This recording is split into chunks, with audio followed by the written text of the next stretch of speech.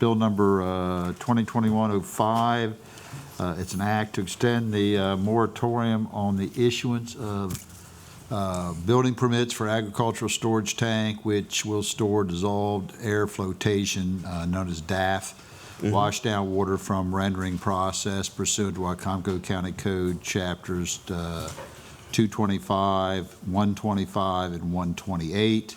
It goes through a series of whereas explaining how we got to this point, that there have been complaints.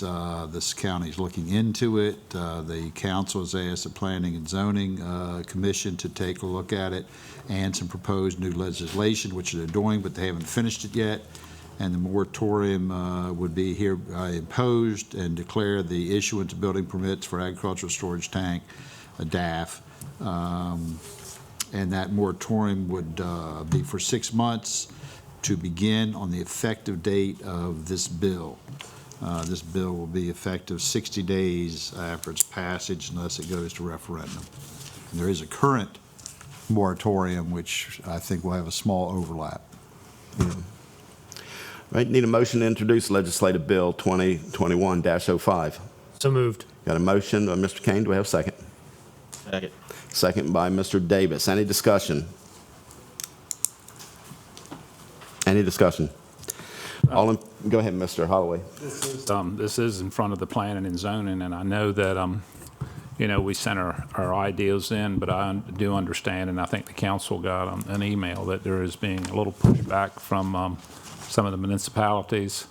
So it may take a little longer than we thought it was going to. On the industrial. Yeah, so anyway, we'll just have to, that's why this is here. Right. And any more discussion? All right. All in favor of introducing legislative bill 2021-05, please say aye. Aye. Any opposed, say nay. Chair votes aye. Legislative bill 2021-05 passes unanimously, and there will be a public hearing on November 2nd at 6 p.m. Thank you, Mr. Mitchell. At this time, I'm going to open the floor for public comments. Please limit all public comments to 3 minutes or less. Any presented material may be submitted to the council members. Please include 10 copies. No derogatory remarks, personal attacks, obscene language, or disruptive behavior, such as shouting, stomping feet, booing.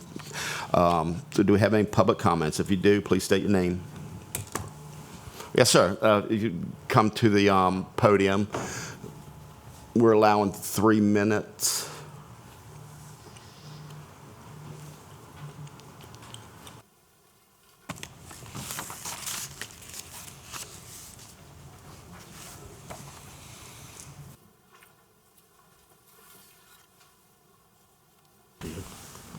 Yes, sir. Introduce your name and location. Your name and residence. Oh, yes. Edward Lee. I'll read it all in here so I get it straight. My name is Edward Lee. I live in Snow Hill, Maryland. I'm a real estate agent with ERA Associates here in Salisbury with 13 years of experience. I'm the founder of Teach Them to Fish, LLC, a financial literacy home ownership project. Today, I'm here in the capacity of co-chairperson of the Wicomico County Vulnerable Populations Subcommittee on Financial Literacy. The Wicomico County Vulnerable Population Task Force wants to make the county commissioners aware of the alarming number of high school students that are graduating without sufficient financial literacy skills. The task force is recommending that all students graduating Wicomico County High School be required to take financial literacy K-12 as a requirement for graduation. Poor money management skills has many past high school graduates buried in debt and unable to navigate ordinary financial systems. They are being denied home ownership, not because of redlining, but because of poor credit scores and credit worthiness. The choices that today's students will have to make tomorrow. The choices that today's students will have to make tomorrow as adults are grounded in how well they are prepared and educated regarding management and finances as it relates to their personal development today. The committee is asking the county commissioners for an appointment to meet with its members in a work session for a full discussion of the vulnerable populations report that was submitted to the Board of Education. With your permission, I'm leaving a copy of the report that was submitted to the Board of Education with your staff. This report is for your review in anticipation of a future meeting with the county commissioners. Also, with the report or letters from trusted representatives and members of the community. The desired outcome of the meeting is to share with the commissioners the urgency in addressing the need for a financial literacy review and improvements to the current curriculum that is not meeting the needs of graduating students from the Wicomico County system. Whatever decision the Board of Education reaches regarding reform or improvement, there is likely to be a cost associated with it. We believe that it is prudent to open the financial discussion regarding financial literacy as plans to improve the system are being discussed. Thank you for allowing this matter to be heard, and we look forward to meeting you in the near future. Thank you. Thank you, Mr. Lee. Do you have any more public comments? Delegate Anderton. Good evening, everyone. Carl Anderton, Jr., Maryland State Delegate. I am blessed to represent the people of Wicomico County and Annapolis. Real quick, just a couple updates. I reached out to State Highway. Today they're going to do a traffic study on the intersection of Fosky Lane and 13. As you know, that's become a pretty tumultuous, pretty rough intersection. There I go, using big words again that don't fit. But so they're going to come out and do a study. They're going to come up with options and a proposal on how to alleviate the risk of accidents that happen there. And I'll be looking for support from the council as well as the town of Delmar to move this project for whatever State Highway deems is the more appropriate fix. There's another issue as well on the north end of the county at Stage Road and Route 54, which is a state line road. As you know, in Delmar, if you're headed east off of 13, that's maintained by DelDOT. If you're headed west off of 13 on 54, that is maintained by the state of Maryland. So Stage Road, where it intersects or where it has a T intersection, intersects with Route 54. There's accidents there as well, and so we're going to have to kind of come together on the way to alleviate that issue as well. Some of the accidents have been quite severe there, as well as Fosky Lane. You know, there's been fatalities there. Tomorrow, I'll be going to Annapolis Board of Public Works meeting.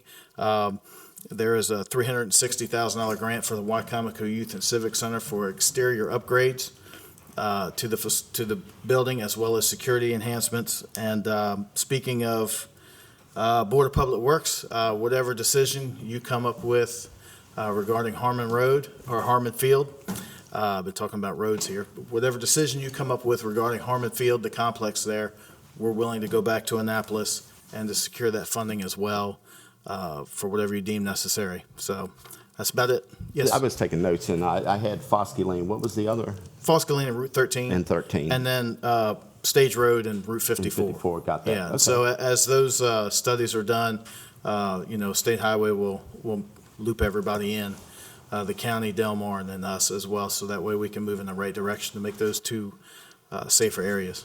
So you'll need letters of support? Yes, sir. Yeah, that's fine. Yep. Let us know when you need them. Absolutely. We'll do so. All right. Thank Thank you, you. guys. Can, Yep. Yes, can you add Route 50 Nail Mill on there? They just opened that 7-Eleven up, and they had 3 cars in the ditches already. in the ditch? Not in the ditch, accidents. I could see that for Royal Farms, but, 7-Eleven? 7-Eleven? I mean, Should we fill in the ditch or what? No. Can't fill in the ditch I'm going to write that down right now, man. And already. Yeah. We're not used to being All right. Yes, sir. Councilman, as soon as I get some answers from State Highway, I'll let you know. All right. All right. Next. Good evening. My name is Josh West, and I'm from Wicomico County. I've been here almost 20 years now. I'm here to discuss what you have on your open work session tonight about the Harmon Field project. Some of the members here who were in attendance last night at the Wicomico Civic Center, there was an open discussion meeting where we had a little over 140 members of the community join us, including Mr. Anderton, Mr. Jake Day, several council members, and members from the Wicomico County Parks and Rec. In discussion about the revitalization of Harmon Field, there's a great need for the pickleball community here at large in the Wicomico County. I've been working with the county to get courts painted at tennis courts, but that's just not sufficing the need of the community at this time. And what I'm looking for is trying to help further our friends within the community for health benefits, also to help with the people to be inclusive to those individuals who may or may not be able to afford to have a membership at the YMCA or the Salvation Army where there's a cost to play. Having public courts allows this to be inclusive to anyone who wants to go out and play at any given time. And that's not always the case given to our communities. We're only looking at the dollar signs, but not the benefit to the people who can't afford said dollar signs. By having public courts and the revitalization of this will help not only just the pickleball community, we're looking at expanding the basketball courts to help those individuals who want to play basketball. They're also looking at upgrading the park there on site, which again helps the youth of our community as well. So where's the growth from pickleball coming from? Well, Wicomico County Public Schools have in the curriculum at the middle school level where they have pickleball as an elective for kids to play. So we're already having kids playing at a young level. And then we have all of our adults within our community who are taking upon this sport. This sport has a national body called the USAPA, United States Pickleball Association. In 2013, they had about 4,000 members. As of 2019, it had nearly 40,000 members of just an organizing body. Now, that's not limited to the amount of people playing, but a 1,000% increase in membership is something that can't be overlooked. Now, that being said, we have grants that I've been informed from our meeting last night that it's from open space where there's no taxpayer dollars being involved. I don't understand why we can't utilize these funds. Earlier in the meeting tonight, Mr. Cannon, you made note of if there's grant money out there with no matching funds required from the county, no taxpayer dollars that have to be put forth, I don't understand why we wouldn't look at this and grab it with both hands and pull it into our community and help better not only our people, revitalize a field that once held in such great reverence within the community, and use it for its purpose of helping the people within the county. Thank you for your time tonight. Thank you. Do you have any more public comments? Yes, sir. Good evening. Thank evening. you, Mr. President and Council, for allowing me to address you guys tonight, as well as the floor. I'm also here to talk about the Harmon Field project. My name is Todd Baker, 55-year resident of Wicomico County, was 55 in July, so if you do the math, you'll realize that's all of my life. I participated in Wicomico County's youth sport programs as a child, all the way through, high school at Parkside. I watched sports teams, programs evolve throughout the years. It was a huge baseball boys community for many, many years. Young ladies got the opportunity to play softball. Later on, I was actually president of the ladies softball program for a year, and almost saw that dissolve until the county partnership with the Optimist Club, Bill may remember that, and actually got that back on target. And today, Wicomico County holds a national event, the USSSA Softball World Series. That's huge. And what my point is that I have watched Wicomico County continue to step up and rise to the occasion whenever a need is met or a need is made from a sport that would benefit our youth. And that's what I want to talk about a little bit tonight, is our youth as Josh spoke of. So this is a big opportunity for our youth. I don't want to talk about what this has done for me. I don't want to talk about or re-emphasize the positive financial impact this is going to have on this county. You know, what I want to talk about is the growth and what this will bring to our youth, which are so important to the future of our county. You know, the first thing I want to tell you, and I've coached a youth sport or had done for like nearly 20 years. And what I will tell you is that this will bring a lot of kids off the street that don't have the opportunity to play baseball, softball, soccer, or whatever. This is a cheap sport to play. Josh mentioned it. You go to Walmart and buy a paddle and a couple dollar ball and go out and play. You know, I heard it mentioned that not only will there'll be tournaments here, but a league. And what that's going to do, what a league does, is it then gets more and more people involved. And eventually, this thing grows. You could see this as a high school sport, even possibly. What I want to talk about also is what this does for the youth in your community. It teaches them sportsmanship, teaches them the how to work as a team, teaches them life lessons, being out around other kids, being around teachers of the game. It's a huge benefit to their self-esteem. The ability to work collaboratively with other members of the sport. I could go on and tell you what I have witnessed through the years of me working with children and through the avenue of sports, of how many lives it saved, how many kids it's gotten off of drugs, and how many of them were able to go on and be successful adults. It was disappointing to hear how many eviction cases there are in this county. That is very disappointing to hear that. But what I can tell you is this kind of program builds children to become responsible adults, to be able to manage themselves through that. And again, Josh mentioned it's a $700,000 grant. It's out there for us to take, to make the best use of through this, not only pickleball, but through the basketball court addition, as well as a park there. And I don't know of any better use that we could put that money to for the entire community sitting in here, but to our youth, who means so much to our future. Thank you. Thank you very much. Do you have any more comments? Yes, ma'am. Hello, my name is Davia Williams, and I live in Fruitland, Maryland. I'm just going to piggyback off of that before I start my whole spiel. I am a teacher, and I've lived in Wicomico County for a little over 2 years. One of the biggest surprises I had when I started subbing was the gated courts, fields, and all of that. And as a teacher who has practiced many lockdown drills, I completely understand the safety reasons for it. But as a teacher who has seen their community that is very similar to our county spend hours and hours at basketball courts after school, it was surprising. So when I heard about not only the pickleball courts being built, but also the basketball courts, I felt very compelled to come and kind of talk to you about what that means to me. So, like I said, I've been a health and phys ed teacher for over 10 years. I'm quite familiar with the sport of pickleball. We do teach it, it's part of our curriculum. And it was one of the first sports we taught when we went back to in-person learning last year because it's one of the safest. You have the least amount of contact with people.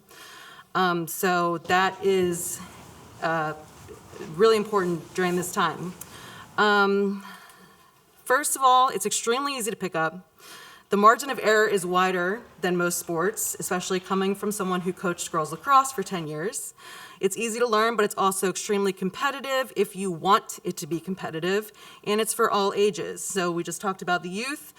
It is beneficial to everyone. One of the best professional players right now is a 14-year-old, and one of the oldest ladies that I play with on the regular is 87, and she can still dink just as good as anybody else. Not only is pickleball good exercise, but it's affordable, like was already mentioned. Pickleball paddle can start at $20, $10 for a couple balls. The hardest thing to come by is where to play. Okay. Pickleball is also a great game to improve your physical and mental health. I'm going to switch gears and talk about what pickleball has done for me personally. In 2019, I gave birth to my daughter, and with the joys of motherhood came an extremely severe case of postpartum depression and postpartum anxiety. This was heightened by the fact that I was in a new location with no friends or family nearby, and I felt like my identity was slipping away. The first time I felt like myself again was a few months later when my mom and dad, who had recently relocated to Bethany Beach, dragged me up to Sea Colony where they were now living to play pickleball. And I thought, why not? I knew the rules from teaching it, and I never played a sport with my mom, like ever. The more I moved around on the court, the more I started to remember what it felt like to have fun and enjoy something other than sleeping. I wasn't great at it, but it gave me the ability to get those endorphins and find joy in something. The other reason that pickleball is so close to my heart is because my dad is a leukemia survivor, and we play in tournaments now. And it's something that I would like to bring to our community, not only for the physical and the mental health aspects, but also the social aspects. I've met a lot of great people playing pickleball, and I want to continue to do so in my community. And I'll leave you with this. If you haven't tried pickleball, please do so. If you have kids, bring them with you. It's a great sport, and it'll bring nothing but positive things to Wicomico County. Thank you. Thank you. We have a long night, and that's why we're trying to keep it at 3 minutes. So that buzzer you hear, it's 3 minutes. So thank you. Do we have any more comments? Yes, ma'am. This will be short and sweet. Okay. Thank you, sir. Thank you. Bounce back, huh? No, I just want to tell Your name, everybody. please? I'm sorry. Your name? Oh, I'm sorry. I'm J.D. Watkinson, and I live in Wicomico County. I've been here for 25 years. I'm a person that does not like exercise. I don't like exercise classes. I don't like the gym. But I knew that I needed some kind of exercise. So I went to the Y, and I was hitting the racquetball against the wall. And they came and asked me, did I want to learn the new game that was being taught that day. And it was the first day. And Leroy was teaching it. And I couldn't hit the ball. When the ball came to me, I couldn't hit it. But I fell in love with it. And this is the exercise for me. So I was there every day learning the rules and learning how to play. And the more I played, the more I loved it. As a matter of fact, a bunch of women and myself, we were even upset when it snowed and we couldn't go play pickleball. But I played and played and played. And now I'm 78, and the last couple of years I've been diagnosed with Parkinson's. So it is very healthy for me to play pickleball. And the doctors tell me that I have to keep moving to keep the Parkinson's from moving forward faster. So if I didn't have pickleball, I would probably get worse than what I am now. And I want to tell you that I have played in the last 2 tournaments that they had here in Salisbury and one in Sharptown. And I will keep on. Yes. You were a winner. Yeah, I was. All right. Congratulations. So I just want to tell you that I've played with 12-year-olds, 13-year-olds that came into the Y, and they were dying to play, and all the other people were older. So I'd say, do you want to play? And they'd say, yes. And I'd say, okay, come on, I'll teach you. I'll show you. And it's a very great, the pickleball community is a great community and very diverse, but everybody gets along. We have whites, blacks, Haitians, Chinese, Koreans, Indians, and everybody really loves each other, and we get along. So I just thank you, and I won't go over 3 minutes. Thank you for your story.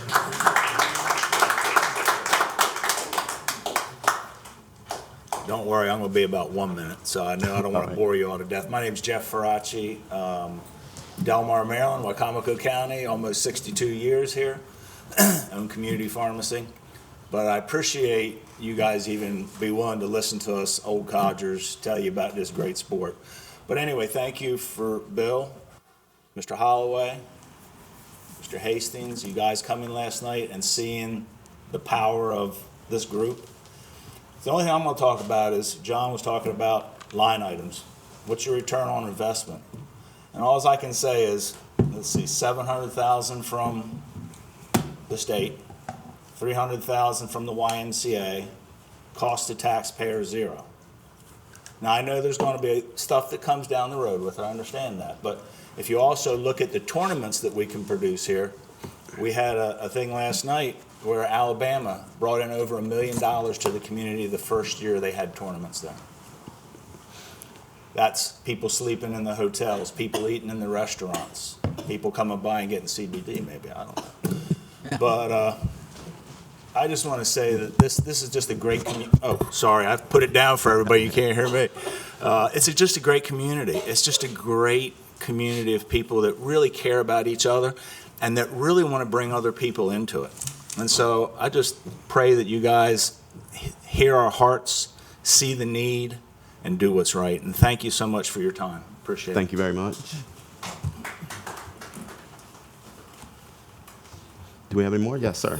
Yeah, Bob Hussey, Salisbury. I'm the past president of the Salisbury Elks Lodge and currently the board of directors member. And as you can see, I don't play pickleball. So, but what I was very excited about was I was able to attend the meeting at the Civic Center last night, and it was a wonderful presentation, very eye-opening. And the abilities for us to bring in extra revenues from outside of Wicomico County, I think is awesome.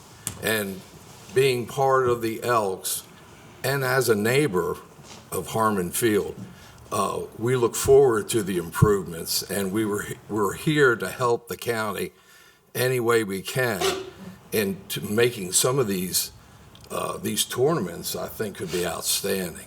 So anything we can do to help, we're 100% behind it. I bet we have over 100 members of the lodge that are pickleball players, and this is something they are looking forward to. Thank you. Thank you.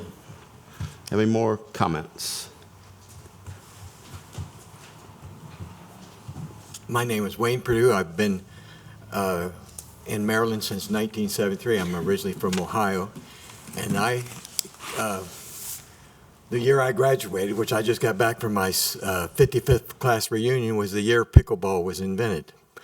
And it's become very popular in the last 15 years, especially the last 7 years. And I want to say that I was JD's partner in that tournament that we had, and so I'm a winner too. So I loved the comments she made. And anyway, I want to say that pickleball has been a godsend for me. I went through a divorce and I was really torn up about it, and I was invited to play. And when I started playing it, I started quit thinking about what I was going through personally and started thinking about the game, and it got me out of my doldrums and whatever. And pickleball has been something I have enjoyed so much. I was playing so often. I was playing up to 12 hours a day at one time because I just wanted to keep my mind occupied. I would go into the Y and play from 6:30 to 11:30, go down to Ocean City, play from 12 to 4, and come back that evening and play from 6 to 9. Of course, it made me pay because I had got a little bit of problem with bursitis. But then I got a shot of cortisone, a couple of them, and started doing water aerobic classes and pickleball, and started doing some exercise, and everything's gone. I'm in great shape now with all those things, and pickleball has really been something that's helped me so much, and I think this, because of seeing all this that's going on with the way the sport is growing, and I want to tell you, I just went when I went out to my class reunion in Ohio. I was playing at the Canton Stadium courts out there, and they're getting ready to build 12 new courts there, just near where the Football Hall of Fame is. That they see the benefits of pickleball and how much it's going to benefit their community, and they're all behind it. And I think it'd be, it's a no-brainer that we need to do the same thing, because this sport is going to bring in lots of income and everything to this business, and we're going to see a county that's really growing. And when you see the tournaments that they have, I've watched a lot of them on TV. There's just tons of people coming in, and everybody loves this sport and is working. And if they're like me, I come in. A guy invited me to play, and I said, "What is it?" And he said, "Well, come see tomorrow." And then I've got addicted to it. So if you don't watch out, you might get addicted to it too. You try it. Thank you. All right. Thank you very much. Do we have another comment? Any more comments? All right. Moving on to council comments. In 3 minutes or less, please. Council comments. Mr. Davis. I see him struggling to get that mask off. Yeah. This past weekend, matter of fact, Saturday, we did a cleanup on the west side of Salisbury. I want to commend the citizens of the west side of Salisbury come out and help clean up. It was a great time. They enjoyed themselves.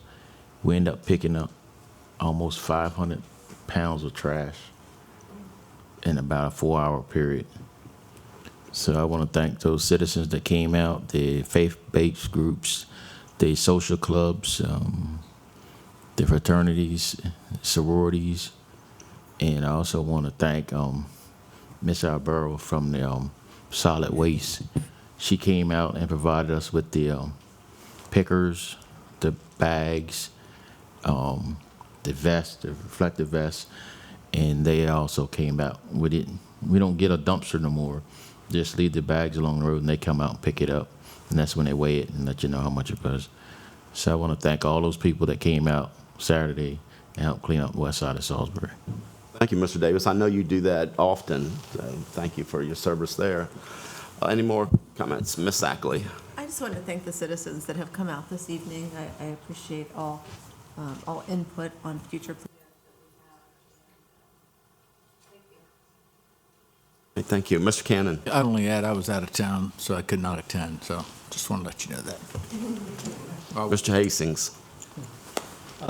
I'll say the only thing potentially that could potentially come close to rivaling the amazing pickleball community locally would be the disc golf community, and we lost a big, really important person in the disc golf community this past week on Thursday. Chris Roberts, known as Papa Bear, who's probably easily donated thousands of hours in Wicomico County parks, going and if he's not cleaning up the parks or the things he was doing to help teach sports, teach disc golf, and he played a lot of other sports, including I'm going to speak for all these, but I'll be brief and say, actually I should also say, council may remember Chris Roberts came. He had his dogs here about a month and a half, 2 months ago. So that's a big, that's a kind of a sad thing. But the county executive's office is actually, and some of the office with parks, we're actually going to do a memorial and kind of a memory. So good to see you there. I will say, as far as the pickleball community, you guys have heard me say it plenty of times before. My dad was a huge pickleball fan.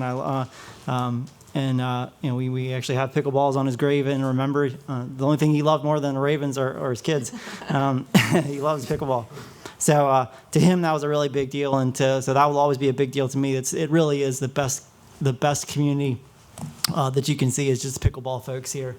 So I'm happy to support in any kind of way. And the truth be told, we really need to invest more in pickleball and invest more in disc golf as another. That's two things that are the fastest growing sports nationally, and we're seeing it locally. So last thing I'll say, Mardella Middle and High School having a 5K this Saturday. If folks want to come out, it's a good fundraiser. So please, 8 o'clock that morning, registration starts, 9 o'clock it starts, officially kicks off. So thank you, Mr. President. All right. Any more council comments? Mr. McCain. Yeah, just a couple quick comments. I do want to thank all the folks that showed up this evening. A lot of you I know were also at the information meeting last night, and definitely wanted to thank Steve Miller for his presentation and the folks with the Parks and Recs. They did a very good job presenting the plan for Harmon Field. And I said this last night, but once again, I wanted to compliment the people there. In fact, somebody said it was 150 people. We actually did a rough count. It was closer to 200 people. Yeah. And but to have that many people excited about something new in our community and all the positivity that you brought with you was just, I know as a council person, that was exciting for me to see that. So, I really appreciate that. And thanks again. Sometime this evening, we're going to talk about this. We're getting to it. And but thank you again. And speaking of 5Ks, actually also the Warwick did their annual 5K this past weekend, and it was very well attended. In fact, Dr. Hoy told me that I think they netted over $35,000 for their 5K. And council person here ran. I'm now in the Masters division, which is it's now the last division. I have no more divisions to work up to, but anyhow, it's still good to get out there and be able to participate. So, all right. Any more council comments? Mr. Holloway? You're good? Okay. I wanted to mention that the Good Beer Festival, I believe, still going on this weekend. So that's usually a big event at Pemberton if you're interested. And I also have on my calendar on October 9th is the Seagull Century. Is that still going on? Yes. So there will be a lot of bicyclists out there. So I ask everyone to be on the lookout and be very careful because it can cause some serious injuries if you run into one of them. So I think 6,000 plus. But yes, thank you everyone for coming. I need a motion and a second to adjourn from legislative session and go into open work session. So moved. Second. Who was the second? Second, Josh. Mr. Hazen got a second. All in favor, please say aye. Aye. All right. Now the first open work session, the Maryland Police Accountability Act of 2021. Police discipline and law enforcement program and procedures. Mr. Paul Wilbur and Mr. Andrew Eliminati. Good evening. Good evening. All right, so at the last state legislative session, they passed a Police Accountability Act, and that requires quite a bit of adjustment in police discipline in the county. Essentially, 3 boards will have to be set up by the county staff, and they will be in charge of a good bit of the police discipline for all the police agencies in the county. And Andrew has been working up the detail on this, and he's going to give you a brief overview at this point of what's coming. It has to be all set up by July 1, 2022. So we've got some time, but it's going to involve you. Good evening. First, the Maryland Police Accountability Act was just one portion of 6 laws that were passed legislative session, sort of addressing police reform in a broader context. You're provided in the briefing book a PowerPoint presentation that sort of has different dates when these various laws went into effect. And it sort of is a brief overview. For example, there's one which addresses the canines. We've seen Sheriff Lewis have multitude of dogs over the years. Some have been retired and they get replaced and so on.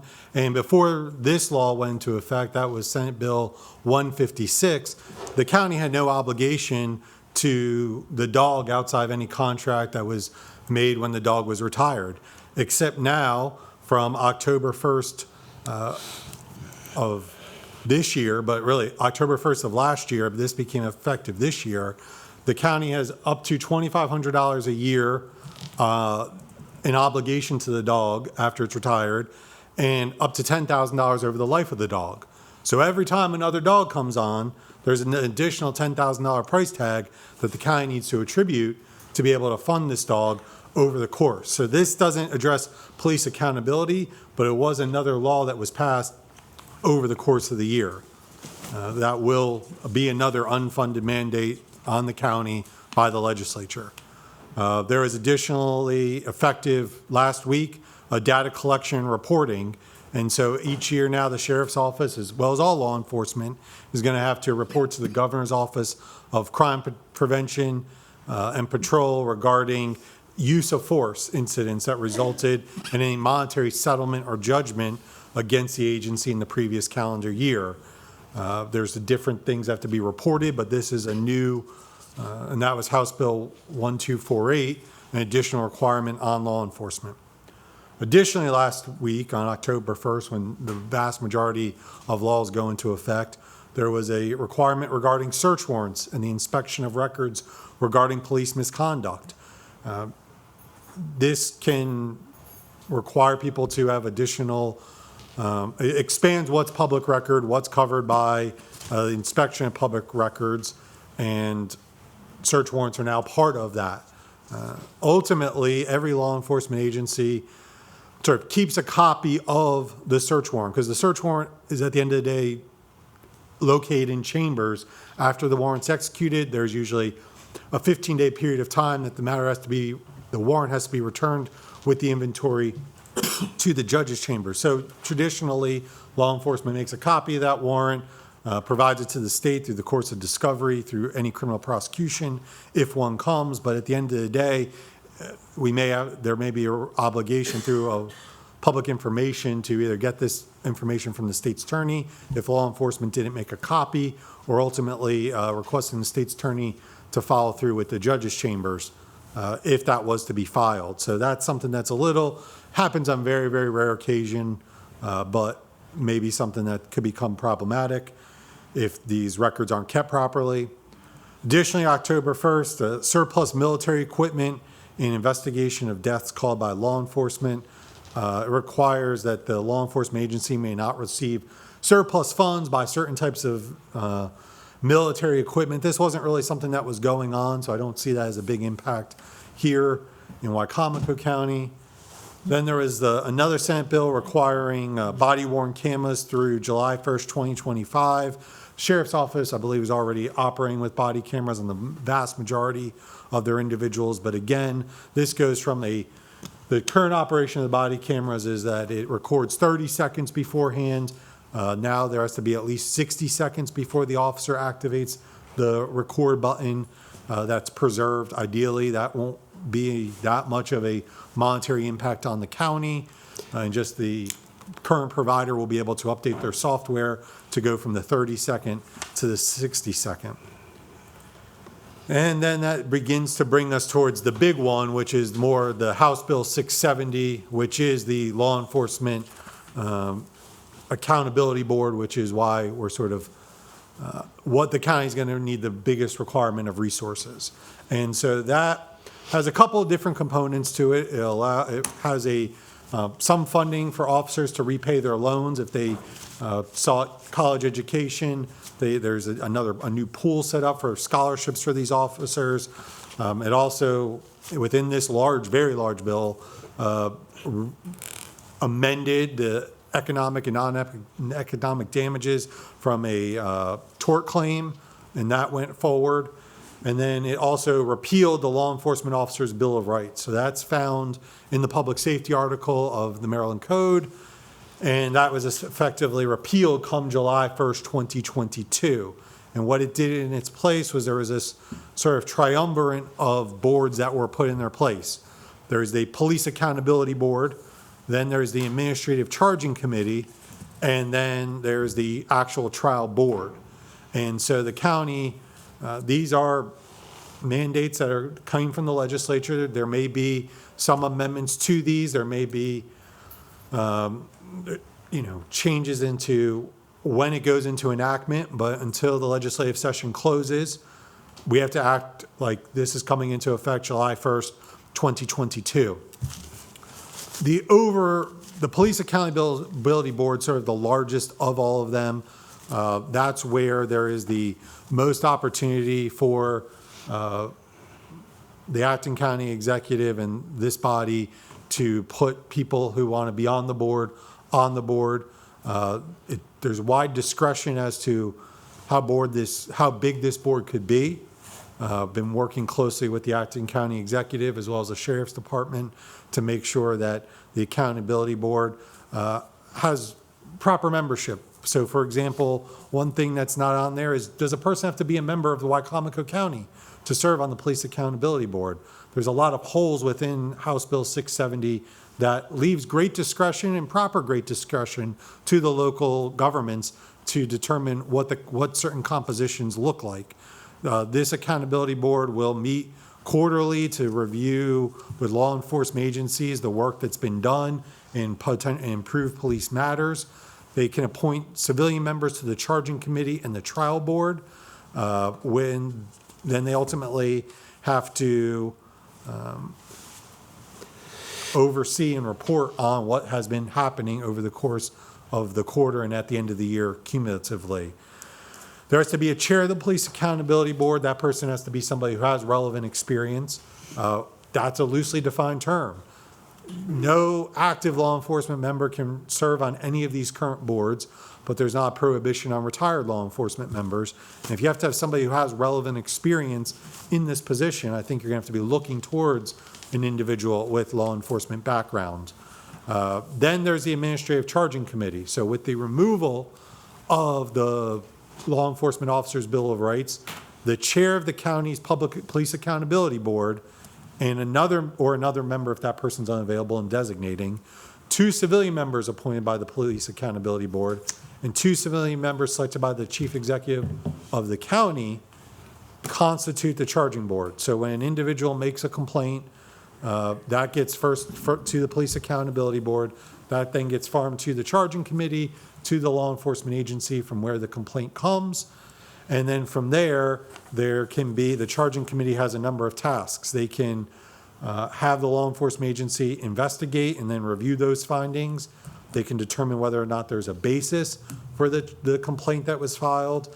And they ultimately make a referral at the end of the day and find that the charge is warranted, the charge isn't warranted. If the charge is warranted, there's then this matrix that is compiled by the Maryland Police Training Commission, Maryland State Police, and they have to look at what type of offense is it alleged to be, did we make a finding, and then what's the recommendation.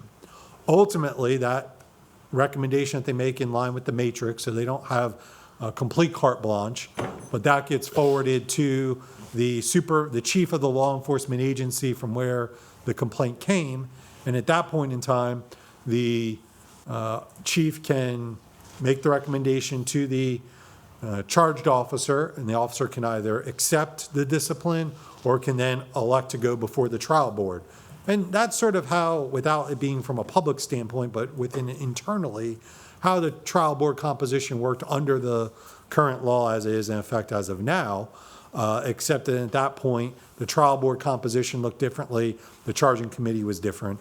So if the officer accepts the punishment, then the trial board doesn't come into play. But if the officer doesn't accept the punishment, then the trial board comes into play. And so this is where it can get a little bit more difficult, because the law articulates that the trial board is composed of 3 individuals, an actively serving retired administrative law judge or a retired district or circuit court judge that's appointed by the chief executive. So the requirement doesn't have to be that this person has to be from Wicomico County or from the Lower Shore, but finding somebody from the Lower Shore would be ideal. That's something that since this law is passed, I've been working to do, and we've unfortunately not been very successful. There are these companies which allow retired judges to do mediation matters. I'm sure that might be something that they allow their judges to come and participate in this, but ultimately that becomes expensive quickly versus if we can find a retired individual to sit here and be sort of on call or as needed. And I think that's sort of the biggest unknown about this is how often is this going to happen? Is it going to happen weekly, monthly, or on a very rare occasion? In talking with the sheriff's office, a lot of the complaints that were filed last year were non-meritorious. They were just sort of complaints that came in, and then when they began to call, it sort of dissipated, and it wasn't something that ultimately the person wanted to follow through on. But this is now the current complaints aren't sworn under oath. These new complaints are potentially going to be under oath, so that it prohibits people from just coming in and filing complaints without merit and then without having potential repercussions. But going back to the trial board, so if the officer elects a trial board, it's this retired judge, a civilian who is not a member of the charging committee, but is appointed by that police accountability board we talked about earlier, and then an officer in equal rank of the officer accused of misconduct. And then that's where it sort of just becomes vague as to how the board's going to operate, who's going to present it. This may be things that are feathered out during the course of the next legislative session or not. And it may be at the complete discretion of the county on how it's going to, how this will be governed. So that's where the current law stands. It's complex. It's something that, for a lot of ways, it was rushed through. Not that it didn't need to be addressed, but as you can see, as I talked, there's a lot of ambiguity within it. And ambiguity is never easy because all we can do is look at what's written and apply it the best that we can. Again, I've been working with the acting county executive and the sheriff's office to facilitate that, talking to the county attorneys in the neighboring counties to see how that's going to be implemented in those regards, and trying to additionally work with the other local law enforcement within Wicomico County.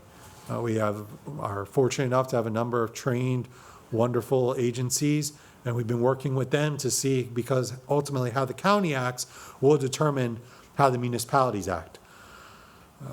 I know I've said a lot. I thank you for your patience in allowing me to get through this verbose presentation, and to the extent there are questions and that I have answers, I look forward to answering them. Is this an unfunded mandate? Yes, you could say that. I knew that. So, Questions said, and comments, Mr. Davis? every K-9 dog they bring on, we have to fund $100,000? 10,000. 10,000. So 2,500 a year or 10,000 over the life of the dog. So if one dog was to get sick really early and the decision was to keep spending the surgery and the medical, then after this dog's retired, $10,000 is the cap. And at that point, the owner would be responsible. But it could be a year where there's no medical liability and no one comes forward for seeking an adjustment. But there could also be a year where every dog needs $10,000. I am not aware right now. I'm going to continue to work with the sheriff's office on how many dogs are retired since October of last year. There is one, to alleviate the council's concern. The legislature did allow for the opportunity for the county to establish a fund that citizens or companies could contribute to. Sheriff Lewis is great at raising money. I'm sure we'll be working with him to unburden the taxpayers and find as many good-hearted individuals who can contribute to that fund as possible. It's a 401k 10,000 a year, isn't it? I thought it was- 10,000 Wait, for the who's life talking? of the Yeah, dog, that's what I thought, okay. or 2,500 a year. Right, right. Yeah. Still a lot. You said the Army surplus equipment. You said they're not allowed to get any more, or? There's certain tools, which I think are now sort of off limits. The specifics I don't have in front of me, but I think if there was something for body armor, I believe that still may be covered. But if there's a tank for sale, the county can't buy a tank. So if they have one, what happens now? To be determined. So you don't know what's going to happen to their MRAP? As I think Yeah. some of the municipalities have them as well. And, We got one. yeah, the sheriff's department does. They took it to Baltimore. All right. Then you said about college tuition. Is that through the county or is that state funded? That's state funded. That's going to be a specific fund that the officers can apply for. All right. Now this accountability board, is it just for the sheriff's office or is it for the whole county? So It's the whole county. the whole county. Yeah. So you need to be talking to all the municipalities, including the state police. We began doing that, and one of the state, so there is a carve out for any multi-jurisdiction police force. The jurisdiction for all of this is Anne Arundel County.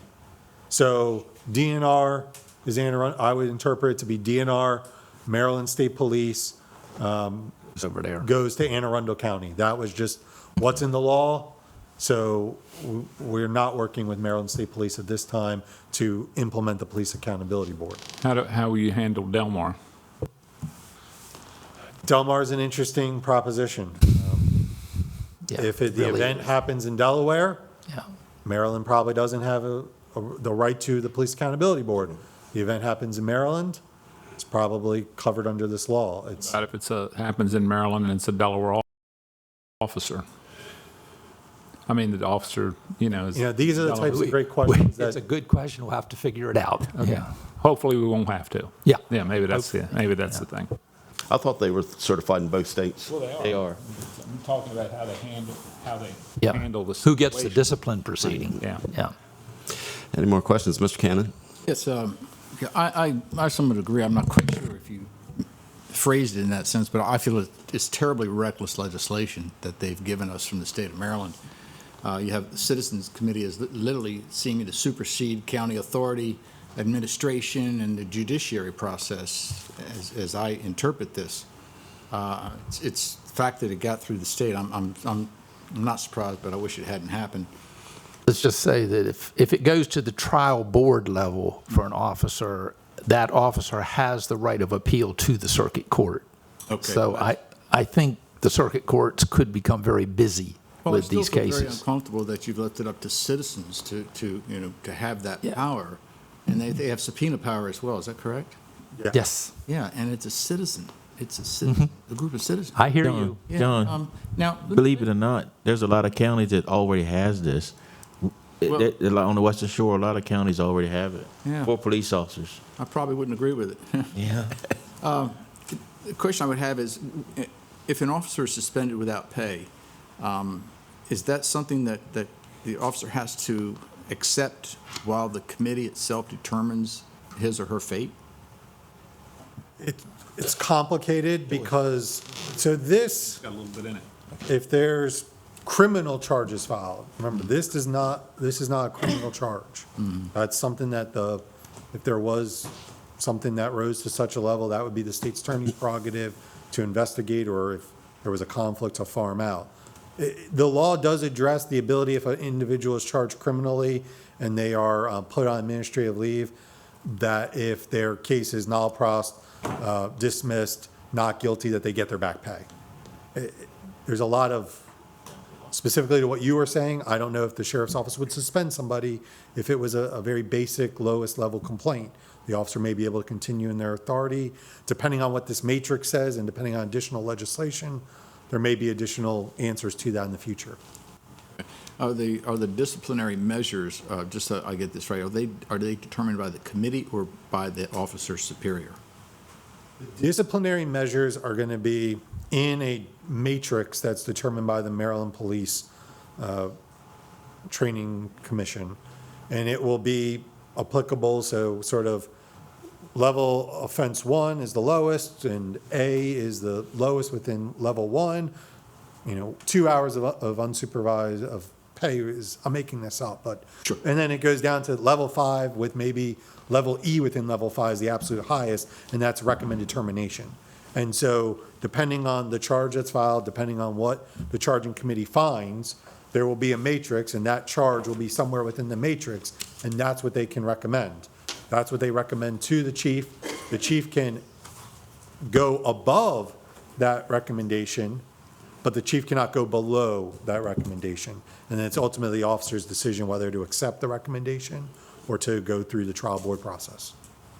I'm all for there being some type of recourse if citizens or an individual feels that they've been, unrightfully wronged by an officer. I defend officers 100%, but I can understand why some people would like some type of recourse. But this, to me, is a knee-jerk reaction and quite an overstep on the part of the state of Maryland. I agree. Ms. Sackley, did you have a question? I just had two questions. For these three different boards, are these paid positions? Do they have a stipend? I mean, this seems like a pretty big commitment to do.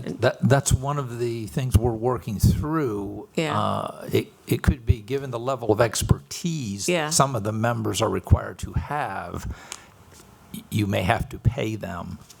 And we know across the bay, some of these positions are paid. Okay. And paid handsomely for So their you're work. talking about a retired judge that's going to be. And then what is our role as a council in this?